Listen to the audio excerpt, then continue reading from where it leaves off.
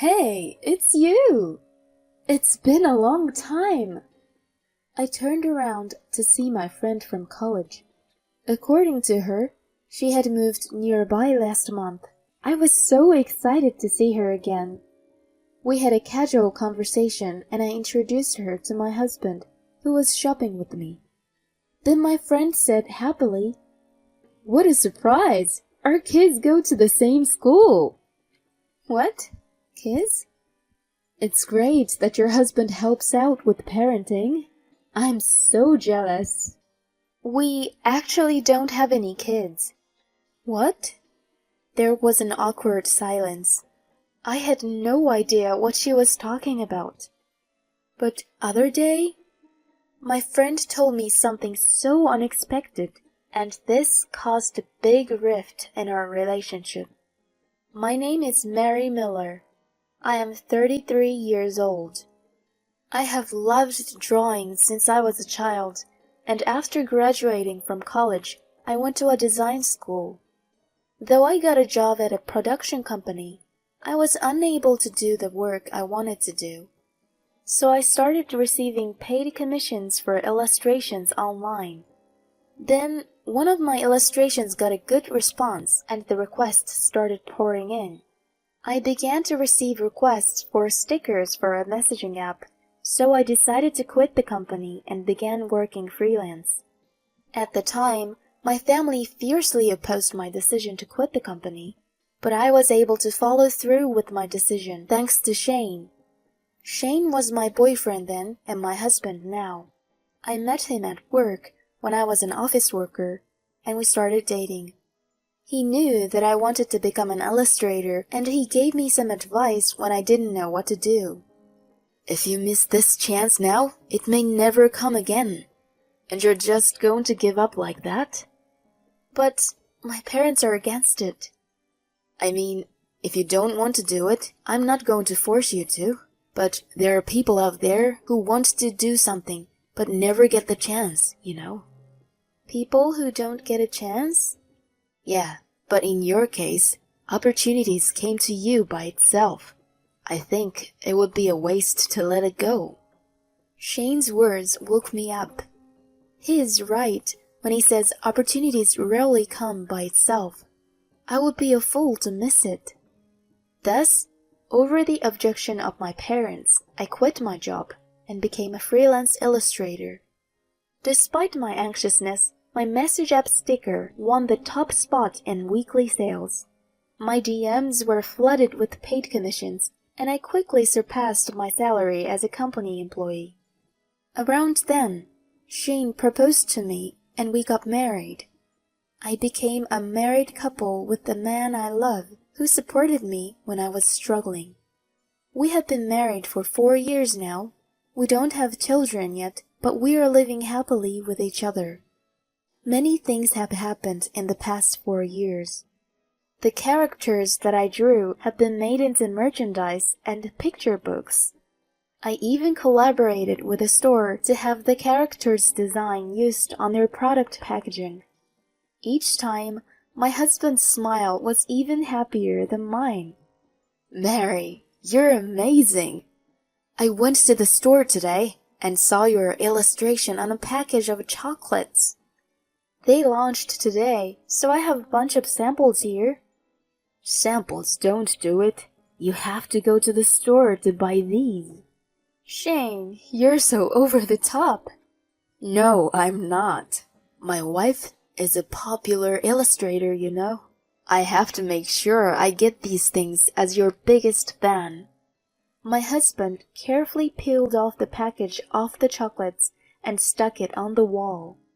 Tomorrow I'll go buy another kind, he says happily. When I see my husband happy like this, it makes me happy too. Of course, I started this job because I love to draw. Still, without Shane, I wouldn't have been able to do the work I love today. Because of his encouragement, because of his support, he's the reason why I can live my life happily now. I can't thank my husband enough. I want to repay him as much as I can. That's what I thought every day. I haven't had a whole day off recently due to my work, but I finally got everything settled that day. My husband also has the day off tomorrow, so I wanted to go somewhere together. So I immediately suggested that to my husband when he got home. Hey, Shane, do you have any plans for tomorrow? Tomorrow? Why? I thought maybe we could go out together. I work from home, so you always go out for me on your days off, right? Well, I figured you wouldn't get as much done if I was home. Even on his days off, my husband is very considerate of me and leaves the house. I don't care who's there, and I'd be more than happy to see him at home. I can't deny his consideration because he seems to be caring for me in his own way. It's been a long time since we've had a day off at the same time like this. I was eager to go out for a change, so I thanked him. Thank you for always being considerate. I'll pay for everything tomorrow, so why don't we go splurge? Oh, well, tomorrow is a bit... What? You're off work, right? Actually, I have to work on my day off. I'm having a hard time with my current project, so... You never used to have to work on your days off. You must be really busy. Yeah, you make a lot of money, right? So I thought I'd better not let you down. Shane, we don't usually talk about it, but there is a big difference in our incomes. Shane works for a small company, so his salary is about average. I, on the other hand, earn quite a bit of money from collaborations with various companies and regular sales of app stickers. Perhaps my husband is self-conscious about that. However, if I told him that he didn't have to worry about it because I earn the money, it would destroy his pride. If he wants to quit his job and become a house husband, that's fine. However, he is still working as hard as he can to keep up. If that's the case, it would be unreasonable for me to refuse that. I felt sad, but I tried to smile so that he wouldn't be bothered. Oh well, if you're busy with work, I guess there's nothing I can do about it. Let's go on a date some other time. I'm sorry, Mary. It's your day off, so you should go out somewhere to get your mind off of work. Yeah, I'll do that. It's okay to relax at home, but it's more refreshing to be outside. Yeah, perhaps watching a movie or shopping. Oh, that reminds me. Can you get me a new wallet that'll suit me? My wallet is starting to tear. I'll pay you later. Okay, I'll get you a very stylish one. So the next day, I went shopping by myself. I'm always busy, so I save up a lot of money. Sometimes I get a little scared because my savings are so much bigger than when I was an office worker. I'm completely useless at housework, so I leave all the bank accounts to my husband, and he takes care of all of the household expenses. I use credit cards for purchases, so I only have the statements of what I have spent. The money is deducted from my account, so of course I don't bother my husband. On this particular day, I was looking for a wallet for my husband and found the perfect one. It was a bit pricey, but I was going to give it to him as a gift to thank him for always supporting me. Can I have this one, please? Can I get it wrapped as a gift as well? I'm just giving it to my husband. I just bought the purse he asked me to buy. Some may think that. But for me, even these small surprises are part of our communication as a couple. I hope he'll be happy. With this thought in mind, I went home. However, my husband didn't seem to come home, and after 10 p.m. I received a message that he would be working overnight. In the past, he used to call me when he was about to head home and had dinner with me. But recently, I feel like this is happening less and less. Is it just he works overtime and comes home late? Or is he just concerned about me? I felt an indescribable feeling. After that, we continued to miss each other, and the time we spent together decreased drastically. I couldn't even give him the wallet I had purchased for him. Then one day, my husband asked me if I wanted to go shopping with him out of the blue. Although I still had some work to do, I was happy that he asked me out, and I readily agreed. We went to a shopping mall a few blocks away and looked around the various stores. "Hey Shane, let's get a new matching mugs." "Oh, that's a good idea. We've been using our current one for quite a while." "There's a lot of cute tableware too." "I'm gonna go check out the glasses over there." "Okay." We've been using our current dishes since we got married, and they're nicked in some places. While I was looking at the pretty tableware, a voice called out to me from behind. "It's you, Mary. It's been a long time." I turned around to see my friend from college, Emily. "Emily! Wow, it's been so long! How have you been?" "I'm doing great. How long has it been?" "I haven't seen you since we graduated from college, so it's been more than 10 years. You haven't changed at all. And you look as cute as ever, Emily." "Oh, please. I'm exhausted every day." "Well, what brings you here today?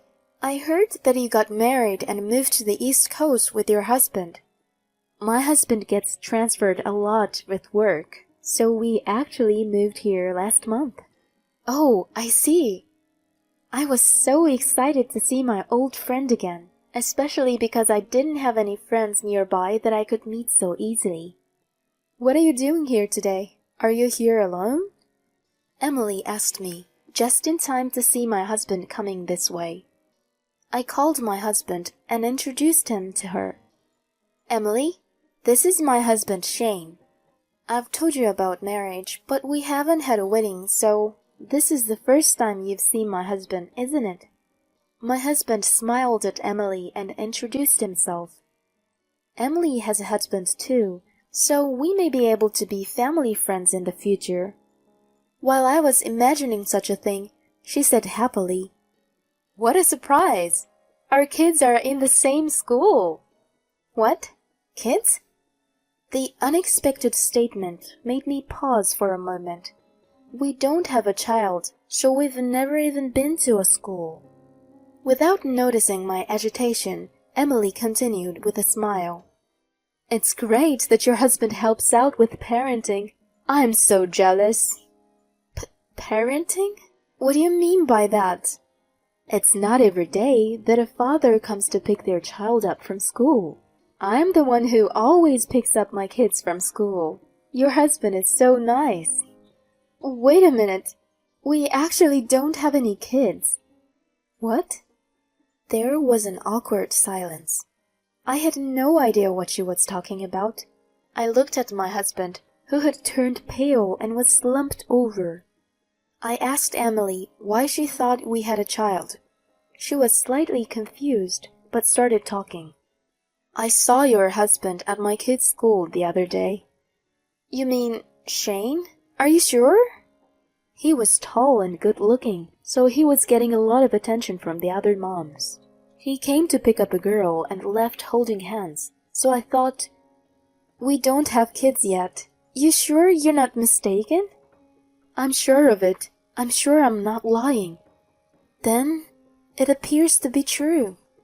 My husband, who had been listening to our conversation, was shaking next to me, breaking out in cold sweat.